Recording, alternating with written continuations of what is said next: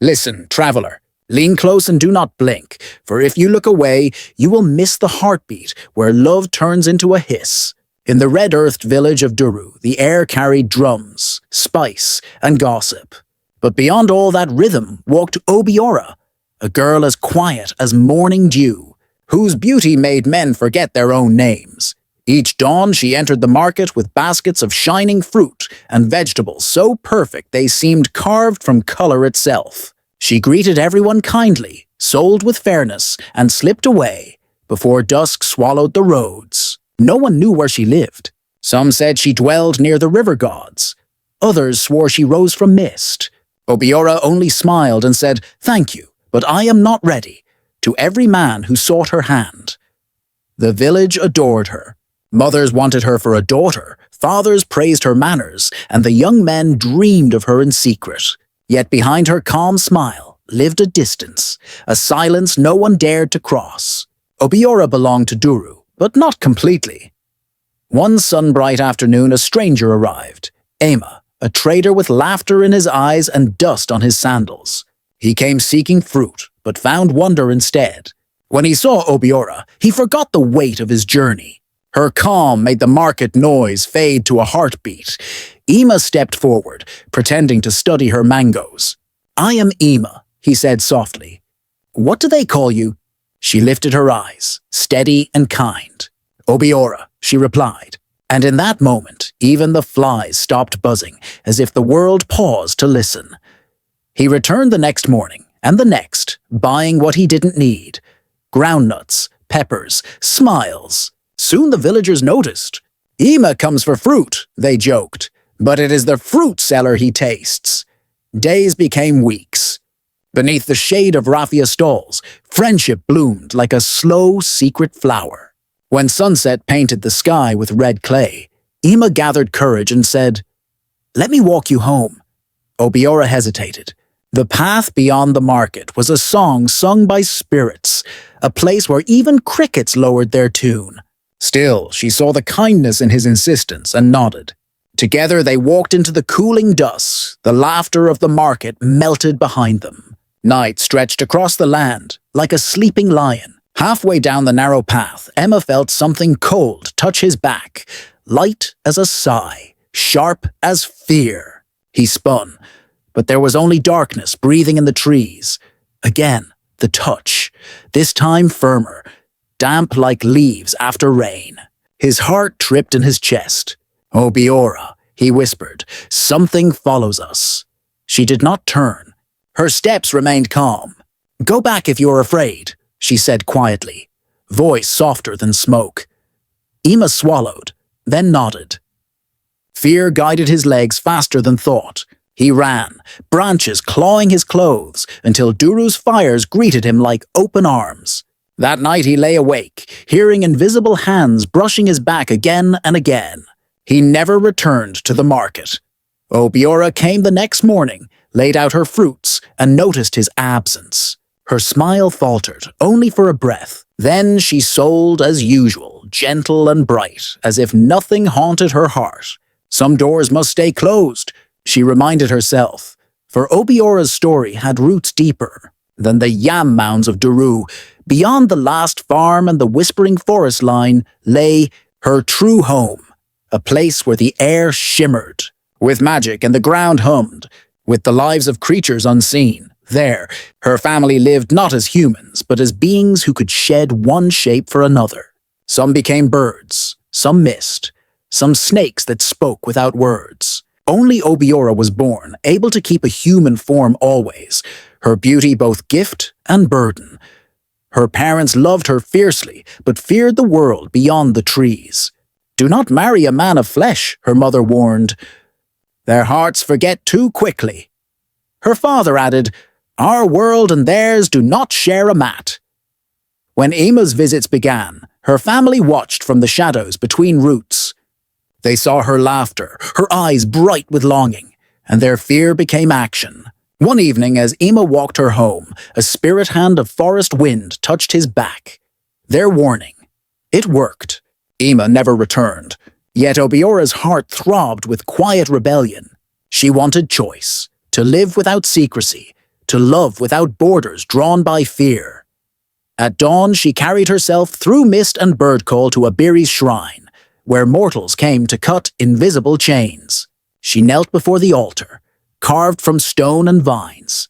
"Great Obiri," she whispered, "sever the bond that binds me to my kin. I wish to walk as woman, not as spirit." A glow shimmered within the shrine. Obiri, spirit of crossroads, rose like dew refusing to dry. "Child," the voice sighed, "freedom has a price. Your family will feel the tear. They may answer with a curse." Obiora pressed her palms together. "Let them keep their fear. I will keep my choice." A warm wind swirled around her. Something snapped. A soundless string breaking between two worlds. The air stilled. She was free. Far away, her mother staggered as if a knife had slid into her chest. Grief boiled into rage. Standing beneath a moon, sick with sorrow, she whispered to the wind, "May humans bring you despair. May love flee from you like shadows from dawn." The curse began its long crawl toward Duru, but Obiora felt only relief, as if a locked gate had opened to a bright road. She sold her fruits in the market, smiled at children, and hummed to herself. Freedom tasted sweet, even if loneliness lingered like dust. Seasons passed.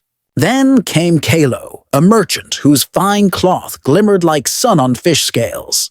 He was bold, kind, and carried stories from faraway lands.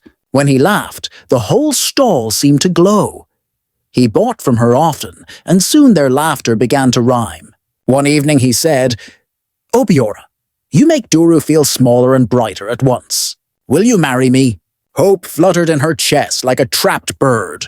After many silent nights of thought, she agreed to meet his family. Kalo led her to his home village, proud and certain, but his mother's eyes were sharp as a hen guarding her chicks. She studied Obiora and frowned. "There is mystery on this one," she muttered. Beauty that hums too loudly is never without a shadow. Despite Obiora's kindness, the woman's heart would not soften. "My son," she said, "our house cannot welcome her. She carries something the world does not understand." Kalo bowed to his mother's will. Returning to Obiora, he spoke gently. "Forgive me. I must honor my family." Obiora nodded, though tears gathered like rain refusing to fall. She walked home through fields that seemed to whisper pity. When pain grew too heavy to hide, she returned to Obiri's shrine once more. "Spirit," she pleaded, "lift this sorrow. I wish to love without curses following me." Obiri appeared again, light shimmering like warm water. "I can ease it," said the god, "but promise me, never let anger live in your heart. Rage awakens sleeping scales." "I promise," Obiora vowed, her voice steady. A soft breeze brushed her face, and suddenly her chest felt lighter, her mind clear. The curse loosened, floating away like smoke. Days turned gentle again. She smiled more easily, though shadows still watched from the corners of memory. She kept her vow, calm as a pond, untouched by wind. Then fate returned, wearing a new face. At the village stream, where the water sang against stones, she met Chidubem, a kind-eyed man fetching water. Seeing her sitting alone, he asked, "Are you well, stranger?" She smiled faintly. "I am well enough." They talked of small things, fish that slipped from nets, clouds that forgot to rain. His calm felt familiar, safe. Days followed. They met often by the stream. Laughter replaced silence, and trust took root. Chidubem never asked where she lived, or what secrets followed her. He simply enjoyed her company. One day he said, "Obiora, you carry both light and sorrow. I wish to share both." His honesty warmed her more than compliments ever could. She nodded. "Then we will walk together." Their closeness grew like vines after rain. When Chidubem proposed, the village cheered. Even old women smiled and whispered, "At last, the market girl will rest her heart." The wedding day arrived bright and full of music. Duru sparkled with colors, red, yellow, white. Drums rolled like thunder, softened by joy. Children danced barefoot, and elders blessed the union. Under the hot sun, they exchanged vows, eyes locked, hearts open. For the first time, Obiora believed peace had finally chosen her. But when night fell and the drums grew tired, truth woke again. In their new home, silence pressed heavy. Obiora felt her skin prickle, her breath quicken. The promise to Iberi echoed faintly in her head. Never let anger wake the scales. She tried to stay calm, but deep inside, something old stirred, something that remembered the forest and the curse her mother had breathed. Her legs numbed. Her heart pounded like a djembe drum. Scales shimmered across her skin. Her body lengthened, coiling, reshaping. Before Chidubem's terrified eyes, the woman he married became a giant python, eyes glowing with grief and shame. He stumbled backward, disbelief crushing his voice. The walls trembled with his scream. Villagers rushed toward the house, carrying lanterns and fear. They saw Chidubem pointing at the door, shaking. From the shadows slid the serpent, massive, silent, sorrowful. The air filled with gasps and prayer whispers. No one spoke. The drums had died. The moon watched, pale and speechless. The oracle, an elder murmured, "Call the oracle before dawn." And so they waited, hearts thudding, torches flickering, until the sky began to pale. The night of joy had turned into a night of questions. The night drums whispered. The palm trees listened. The moon kept its secret. The wind carried quiet feet. The fireflies blinked once. The griot paused to breathe. The calabash of fate tilted. The river hushed and waited. Before dawn brushed the sky with ashes, the oracle arrived. The villagers gathered in a wide circle, their eyes wide with fear and curiosity. The air smelled of palm oil lamps and dust. In the center of the square, the giant python lay coiled, silent, shimmering under the fading moonlight.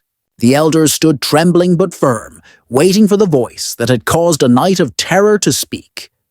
The oracle's staff struck the earth once. "Who are you, spirit?" the oracle asked, voice deep as a drum from the mountain caves. The serpent lifted her head. Her eyes glowed not with malice, but with sorrow.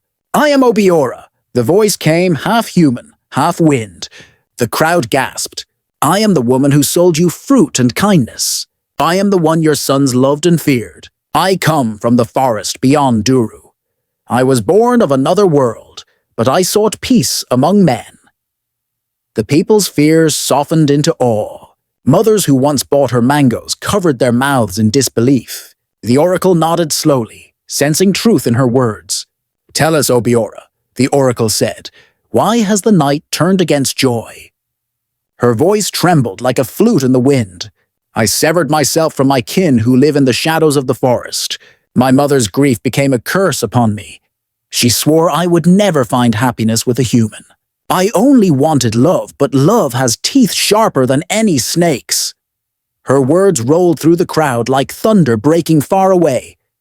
Then the oracle turned toward Chidubem, who stood shaking beside the elders, his wedding robe torn and his eyes clouded with shame. "You," the oracle said, "you who shared her vows, what truth hides in your chest?" Chidubem dropped to his knees. "I loved her beauty," he confessed, "but I also saw her as a path to wealth. I thought she was blessed by spirits who could make me rich. I planned to take what I could and leave her when I had enough." His words struck the air, like stones thrown into still water. A deep silence fell. Then murmurs rippled through the crowd, some in shock, some in sorrow. The oracle raised a hand. "Quiet," they said. "Every seed bears fruit, whether bitter or sweet." The staff tapped again. "Chidubem, deceit is a serpent of its own. You sought to use her, but you must now live beside what you feared. You will remain her husband until you learn truth without greed." The villagers gasped again. Chidubem's eyes widened in disbelief. "I must stay with her?" The oracle's gaze was steady. "Yes, you broke a sacred bond. Now you will repair it, not with wealth, but with humility." The python blinked slowly. Within those eyes, sorrow softened. "So be it," Obiora said. The oracle lifted the staff once more. "Then leave Duru," they declared. "Go to the forest that birthed her. There, among the old spirits, you will find your lesson. Let love, truth, and courage walk beside you. The villagers stepped back as the sun's first light broke across the horizon. Together, man and serpent turned toward the path leading to the forest. Every step Chidubem took sounded heavier than his heartbeat. Obiora moved beside him, her body gliding silently like forgiveness, searching for a home. The forest received them in silence. Mist curled around roots thick as stories. Birds called from unseen branches, and the air smelled of life untouched by fire. As they entered the clearing of her kin, shadows moved between the trees, creatures of feather, fur, and scale, neither human nor beast, each wearing the quiet wisdom of the wild. From the largest tree stepped Obiora's mother, her eyes ancient and full of regret. Behind her came her father, tall and shining like bark polished by rain. They gazed upon their daughter, part woman, part python, and the man beside her who trembled but did not run. Chidubem bowed low, his forehead touching the earth. "Forgive me," he said, his voice shaking but sincere. "I wronged your daughter. I sought to take from her what I did not earn. I have come to learn, not to flee." For a long moment the forest only listened. Then Obiora's mother spoke, her tone neither soft nor cruel. "You cannot undo what is done," she said, "but the forest has space for those who wish to change. Stay. Work. Learn what it means to love something without owning it." They let him remain. The days that followed were unlike any Chidubem had known. The forest did not rest. It breathed, whispered, taught. He rose before dawn to fetch water that shimmered with spirit light. He helped gather fruits that ripened only when sung to. He learned to thank the earth before taking anything from it. Obiora walked between worlds easily. By day, she took human form, laughing beside him as they worked. By night, she returned to her true self, a python coiled beneath the moonlight, her scales glowing faintly with peace. At first, Chidubem could barely look, but over time, his fear melted. He began to see beauty where once he saw mystery. One evening, as they sat by the fire, Obiora's mother approached. "The curse I cast," she said quietly, "was born of sorrow, not hate. In wishing to protect you, I chained you. I now break that chain." She raised her hands. The wind trembled. The trees bent low, as if listening. Then the air grew warm, soft, forgiving. A deep sigh seemed to escape the forest itself. For the first time in years, Obiora felt completely human again. Yet she did not shed her truth. She embraced it. The scales no longer itched for anger or shame. They simply waited, quiet, a reminder of what she had survived. Seasons turned. The villagers of Duru often spoke of the woman who became a snake and the man who walked beside her. Some pitied them, others called it fate. But those who listened with open hearts said it was love. Not cursed, not doomed, but remade by truth. Years later, Obiora and Chidubem returned to Duru. The same market that once buzzed with gossip fell silent when they appeared. But what people saw was not a serpent or a sinner, only two souls who had learned to walk in balance. Obiora greeted the villagers with the same calm grace as before. The children gathered around her, wide-eyed with wonder. She told them, "Not every secret is a danger. Not every danger is a secret. Choose your promises carefully. You will sleep beside them forever." Her words settled into the hearts of those who listened. The elders nodded and replied, "If you cannot be kind, be silent until you can." They stayed only one night. At dawn, they returned to the forest that had become their true home. There, under the hum of cicadas and the watchful moon, they lived simply. When storms came, they held each other tight. When joy arrived, they set 2 bowls of palm wine instead of 1. They never called what happened punishment again. They called it a road, one they had walked together, sometimes crawling, sometimes dancing, but never apart. And when travelers visited Duru and asked the griots for a story, the old singers would smile and say, "Ah, you want to hear of the woman who turned into a snake? Listen well, for they never knew she was a serpent until her wedding night. Then the drums would begin again, slow and steady, telling of love that shed its skin, but never its soul. The night drums whispered. The palm trees listened. The moon kept its secret. The wind carried quiet feet. The fireflies blinked once. The griot paused to breathe. The calabash of fate tilted. The river hushed and waited.